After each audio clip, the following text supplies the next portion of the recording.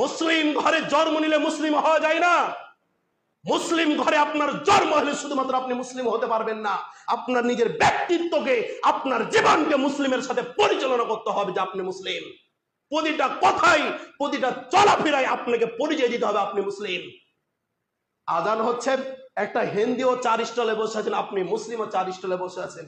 কে বলেছে আপনি মুসলিম? মসজিদে জামাত চলছে, একটা হিন্দু মসজিদের সামনে দিয়ে হেঁটে যাচ্ছে, আপনি মুসলিম, আপনিও সামনে দিয়ে হেঁটে যাচ্ছেন। কে বলেছে আপনি মুসলিম? একটা বেপর্দা নারী, অমুসলিম হিন্দু ঘরের নারী, মাথাতে কাপড় থাকে না, নামাজের সামাতে হেঁটে যাচ্ছে, ঠ্যাং ঠ্যাং করে হেঁটে যাচ্ছে। আপনার স্ত্রীরও মাথাতে কাপড় নাই, বোরখা নাই, একটা উন্নাও গায়ে নাই, আপনার স্ত্রী মসজিদের সামনে দিয়ে হেঁটে যাচ্ছে। কে বলেছে আপনার স্ত্রী মুসলিম? কে বলেছে? আপনি বুঝেন মুসলিম মানে কি? আপনি জানেন খালি মুসলিম ঘরে জন্ম নিলে শুক্রবারে শুধুমাত্র একটা টুপি মাথায় দিলে আপনি মুসলিম হতে পারবেন না?